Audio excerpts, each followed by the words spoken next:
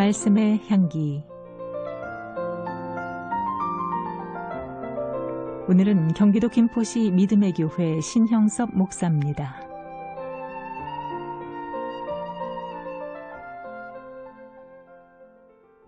22년 지난 8월 강력하다는 태풍의 소식 때문에 많은 사람들이 공포에 떨기도 했습니다. 흰난로 태풍으로 포항의 지하주차장에 물이 불어 차를 빼러 내려갔던 사람들이 아쉽게도 생명을 잃었습니다. 15살 아들이 엄마를 구하러 내려갔다가 엄마는 구사의 일생으로 살아왔지만 아들은 마지막 말을 남기고 세상을 떠났습니다. 엄마, 키워주셔서 감사해요. 삶의 마지막 순간에 감사합니다 라고 하며 죽음을 맞이하는 이가 있는가 하면 후회하면서 삶을 마치는 사람도 있습니다.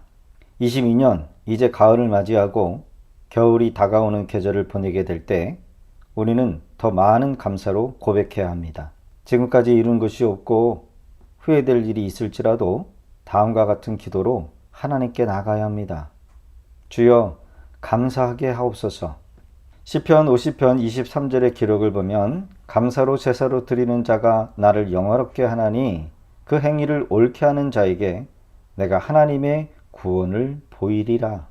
감사할 때 문제가 풀리고 그 문제로 인해 하나님을 영화롭게까지 하게 됩니다. 모든 인생은 문제투성입니다. 한편으로 살아있다라는 말이고 살아있기 때문에 원하든 원치 않든 문제를 만난다는 것입니다. 이때 문제를 원망으로 불평으로 받아들이면 문제가 해결되어지기는커녕 더 복잡해지고 나아지기보다는 문제로 인해 깊은 수렁으로 빠지게 되는 것을 봅니다. 수십 년의 세월을 광야에서 원망과 불평으로 응대했던 이스라엘 백성들을 보면 오히려 광야에서 빨리 벗어나기보다 더 방황하게 되었던 것입니다. 민수기 21장 4절의 기록을 보면 백성이 호르산에서 출발하여 홍해길을 따라 에돔 땅을 우회하려 하였다가 길로 말미암아 백성의 마음이 상하니라.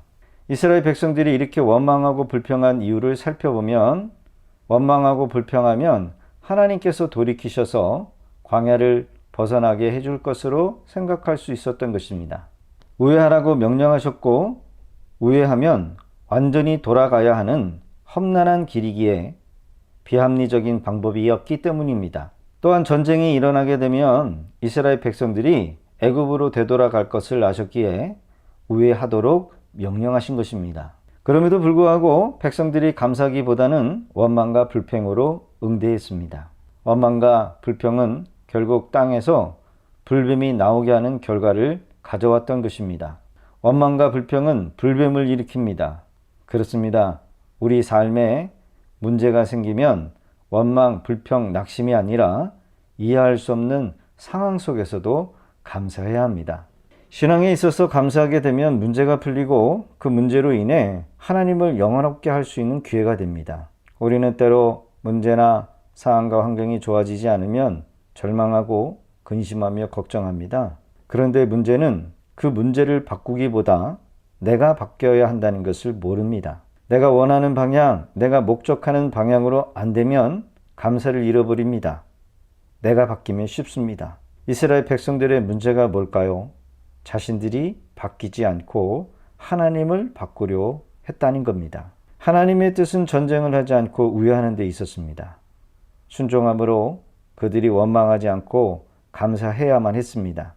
그런데 그렇게 되지 않으니까 마음이 상했고 그것이 원망과 불평으로 표현했던 것입니다. 감사로 제사를 드리는 자에게 주시는 하나님의 구원입니다. 감사는 모든 문제를 푸는 마스터 키인 것입니다. 우리는 구원받은 자들입니다. 우리 안에 영생이 선물로 주어졌습니다. 우리는 하나님의 은혜를 받은 자입니다. 그래서 언제나 항상 감사하며 살아가야 합니다. 매일매일 감사를 표현해도 매일매일 하나님을 찬양해도 우리의 일생을 다 바쳐 살아도 그분의 은혜에 갚을 수가 없습니다. 하나님께 감사해도 부족한 하루하루를 원망과 불평과 낙심과 좌절에 빠져 귀한 시간을 낭비할 수 없습니다.